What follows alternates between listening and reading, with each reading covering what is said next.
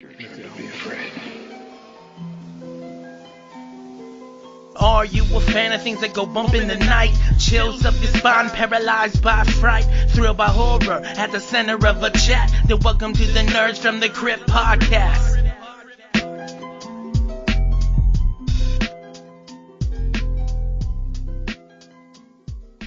Hello, everybody, and thank you for joining us here on Nerds from the Crypt podcast, the podcast where the nerds like to get together and review your favorite horror media. Today, we're going to be looking at a comic book series that is starting, and it's actually in the Kickstarter phase, and it's called Twilight Hotel. And with us today is my co-host for the last couple episodes, Jason. How are you doing today?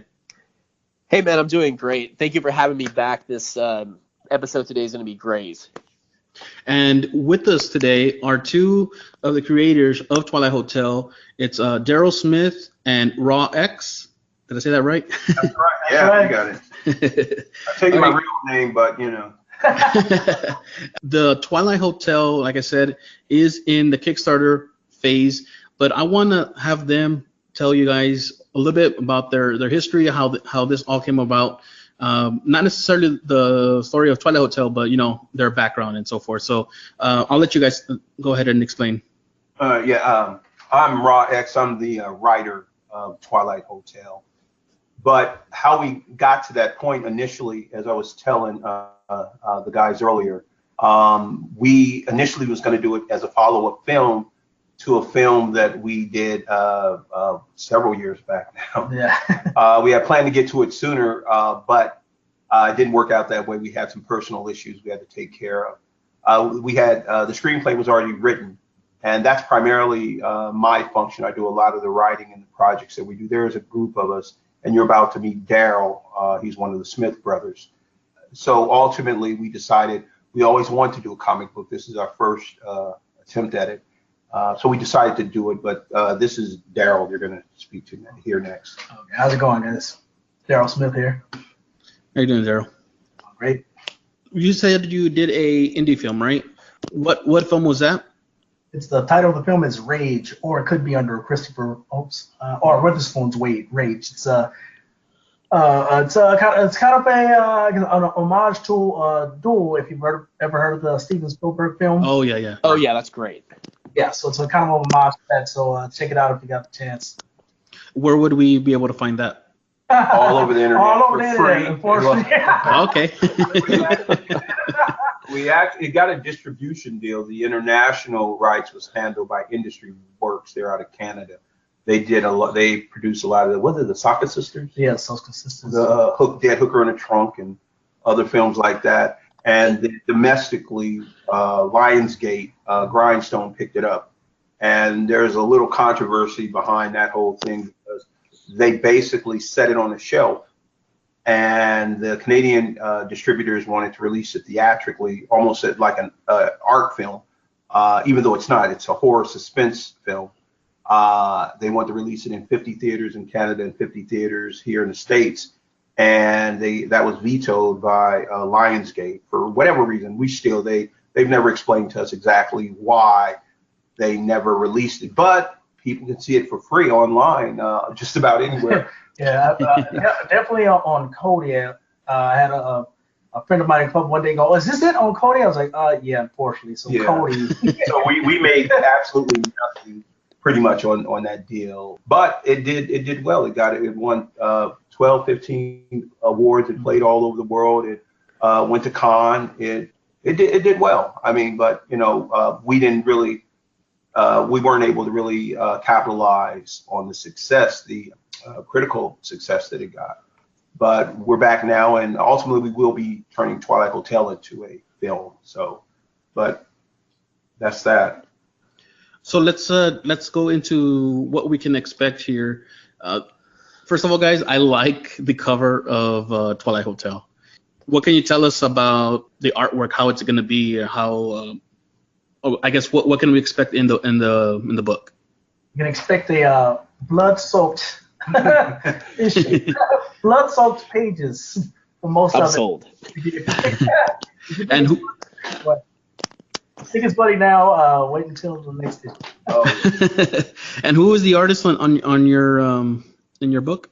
His name is Michael Aaron. How is he? Is he known in the industry or? No, it's actually kind of funny. I literally went and Googled horror comic book artist. His name popped up. I checked out some of his artwork, and I wasn't even sure if he was the guy. And I contacted him anyway, and he agreed to do it. And I gave him a few ideas of what we wanted, and he over delivered, I would say. Oh yeah. Well, yeah. I mean, like I said, I'm able to see some of the images here, and it looks pretty cool. Thank you. Yeah, his style, Michael. His style is not the classic comic book style. He has more of a painter's. If you look at somebody like Francis Bacon, he was. I don't think Francis Bacon was an abstract painter, but he did a lot of nightmarish images. If you ever have seen any of his stuff, and that's who Michael's work. When we saw it the first, we went, "Wow, this is unique." We looked at a lot of people, but his style, which was different, it's kind of like oil paintings, and it fit the tone of the story, perfectly. So, as an awesome artist. And how many pages is this book? 24 pages. And okay, well, I guess we've talked about a couple things here. So, what can we expect to read? Well, story-wise, it's really cool because we've seen recently a lot of the same things that you'll find in Twilight Hotel, but we like to think other than just the extreme gore, we did a lot of cool things with the storyline. It's about a possession of an actual physical building that's alive, and the reason that it is that way is because it's not a pet cemetery or anything like that, but it was built by this family over hundreds of years. They had to prep the land and make it ready, basically for the coming of a deity, a ancient deity named She. So it's something that they have been doing for, like I said, several hundred years, even before the founding of America. They've been prepping this land, and the land once was the most notorious plantation in all of North America, where thousands upon thousands of African slaves and Native American Seminole Indians were sacrificed in order to prep the land. It's built on what's called a garden of sacrifices, and beneath that is a blood seal, which is, if anybody's ever studied anything about the occult, a blood seal is kind of like a place that is a keep for souls. All the people that were sacrificed, that energy is kept in there. You can't penetrate it, it can't get out, and this deity, She, is able to utilize that energy to do things here on Earth in the form of this hotel that was ultimately built there.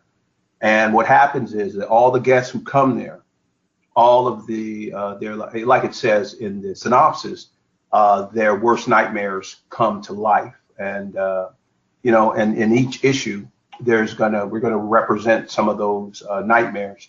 One of them is in the form of man-eating bed bugs, which is a great episode. It's horrible. I mean, some of the stuff that we're planning, because actually a good portion of that episode is going to be told from the point of view of the bed bugs. That's cool. That's pretty cool.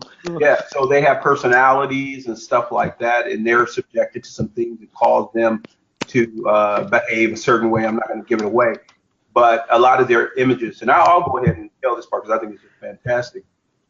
When they are eating people, we cut to their point of view, so we can see them break the skin and enter the body. And you can see all the fatty tissues, blood, the arteries, the veins, and stuff like that as they're burrowing through somebody's arm or through their leg or their stomach. And Michael is working on some imagery that's ridiculous, man. I was about to say, I can't wait to see that drawing. It's horrible. I mean, it makes I'm scratching right now. The fact that Michael's a digital artist, like you should be able to get such depth in that. Yeah. Yeah, exactly. So we have zombies, we have psychotic gangsters. It's going to be a trip, man. We've taken the concept from kind of the structure from the Twilight Zone and Tales from the Crypt, where you have these moral payoffs where you have characters who come in and ultimately at the end they get what they deserve. But it's that, but visually we're hoping to do some pretty awesome stuff. When you talked about the blood seal, it kind of reminded me of Tales from the Crypt, Demon Knight. Yeah, exactly. Yeah. Right. I love that. And I know you all try to say it's I'm reading it from here from the Kickstarter. It's a blood-soaked love letter to such horror classics as Twilight Zone and Tales from the Crypt. Right. And personally, I love both of those. They're Right. my favorites. When it comes to New Year's, I will sit down and watch a 24-hour marathon. Twilight Zone. We were just talking about that before we came on. Man, this is kind of a random question, but so I went to Disney World like 20 years ago, and the line for the Tower of Terror is this creepy old hotel, and all they do is show Twilight Zone inside of it. So the moment I saw the book, that's the first thing I thought of, and I immediately was interested. I wanted to see a new take on that. Yeah, we actually had someone. You know what? I'm aware of the Tower of Terror. I never had a chance to go, and it's not that far from us. It doesn't exist anymore. Yeah, they took it down for the new Guardians of the Galaxy attraction that they have there. They converted to that. Yeah, so it's gone. Yeah. Oh wow. Yeah, I never. Did you ever? I never made it either. But I'm aware of it. Yeah, I'm aware of it. But the only thing that we really had to pull from is Twilight Zone and Tales from the Crypt, both the HBO series and the actual book, the comics. And also, there's a little bit of American Gods in there, a little bit. Because I really like that series. I like the graphic novel, but we do have a little bit of that in there with this deity, this she character. And is this going to be you said it's going to be told in 4 different volumes, obviously so. But are each of these stories self-contained, or are they going to also kind of ravel into the next couple of books? Both. They are self-contained stories, but the connecting tissue of the entire anthology is the hotel itself, the character she. And with each volume, we're going to expand and explain everything related to her as we go along. This first volume is kind of the origins issue, and we cover what we were talking about, the blood seal, the Pennyworth family, which are the family who's responsible for this hotel and creating the blood seal. That's all taken care of. We meet characters like, if you look on the cover, you'll notice the head sitting on the tray, the little serving deal. That's that episode. This episode is called Head of the Tail, and that is Virgil.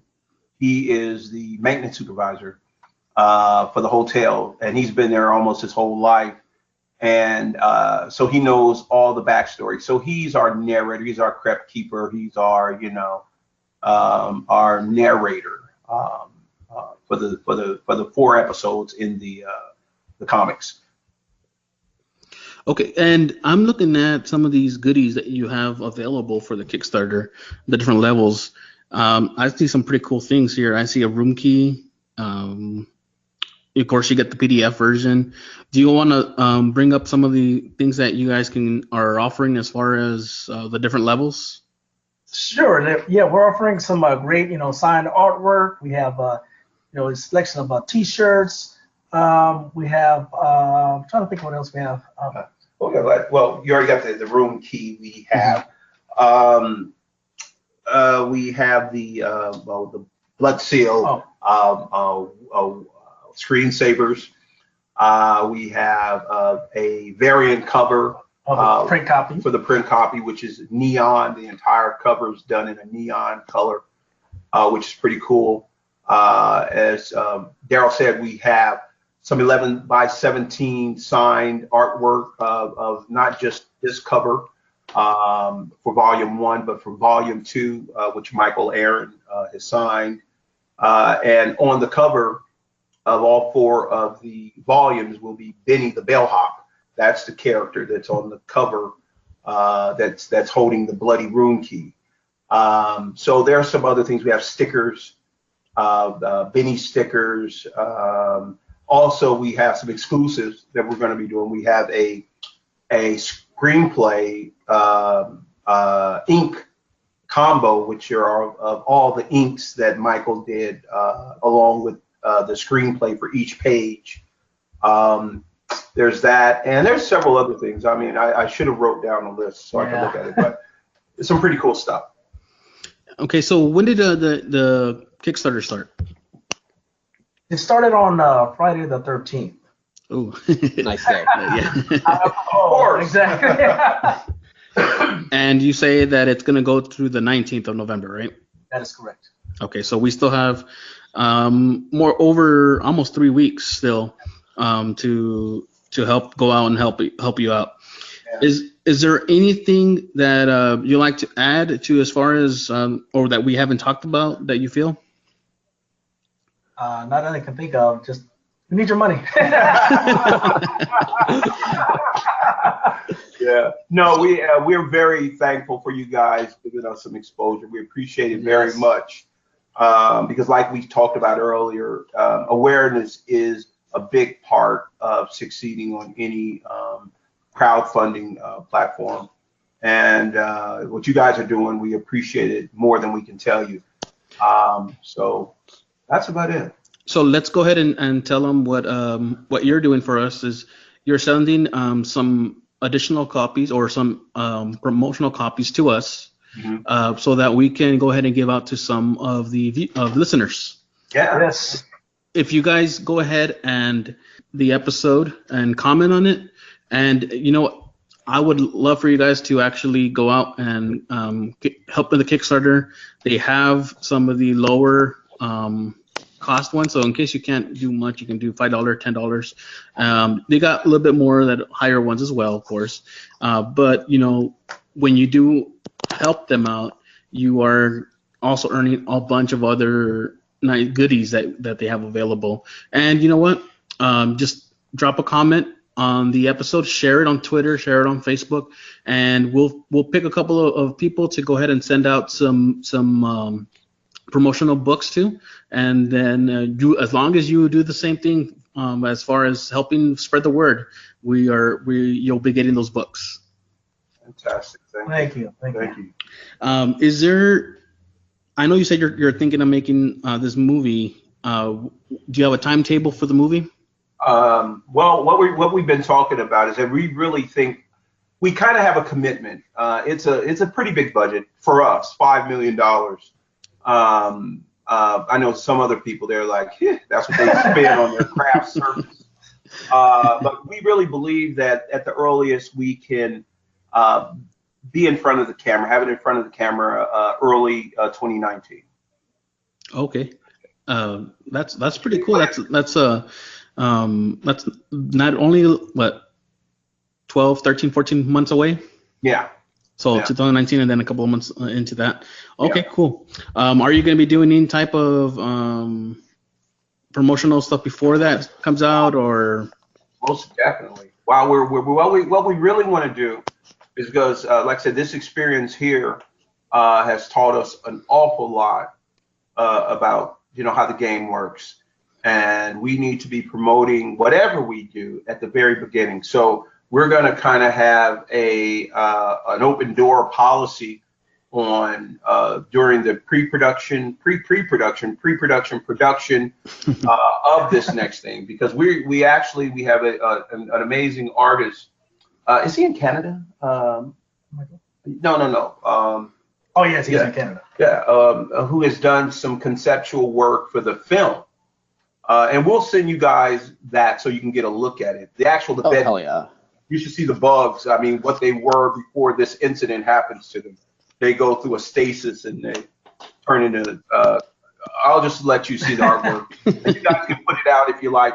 But yeah, so this guy Mac is an amazing artist, and he's done all the conceptual work of the hotel, some of the zombies, the bugs, and a lot of stuff. So we're already really working on the feature. It's just, and we kind of have a 50%, 2.5 million commitment from a group, but that's contingent on us bringing the other half as well as some name talent. And Christopher Walken, if you look at that head on the cart, that's who we're aiming to get to play the narrator of the movie. Oh, that would be awesome. Yeah, man. And I think we can get it. I've always said that Christopher Walken is one of the scariest people without having to say a word. But at the same time, he's one of the funniest people. Exactly. Dude, in King of New York, he was terrifying and hilarious. Oh my God. I love King of New York. I love King of New York. Great film. I mean, underrated film. Yeah, big time. And if I could say something real quick, Saul and I went through a list of different books on Kickstarter right now. We're trying to choose our next episode. And really, your books stuck out to us. That's why we asked you to be our next guest and do this as soon as possible. If you're listening at home, please just look at the Kickstarter. It speaks for itself. Yeah. Yes. Thank you. Okay. Jason, do you have any other questions? I sometimes defer to Jason because he's more into in the comic book industry than I am will ever be. I know he's just he's real humble about it, but I defer to him sometimes with these questions because he's a part of it. Honestly, these guys went through everything we had to talk about, from the art of it to their future goals with the book. This is an exciting project. Thank you. Yes. Thank you. All right, then. I think we've covered a lot here about Twilight without giving up too much. I think that's the main goal, because we want to make people want more information to where they'll go and back the project, right?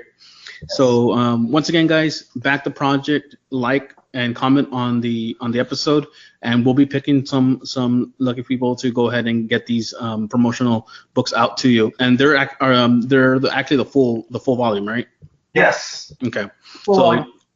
So you'll be able to get them, and then of course when you get them, go ahead and post them on Twitter, post them on Facebook, and get the word out.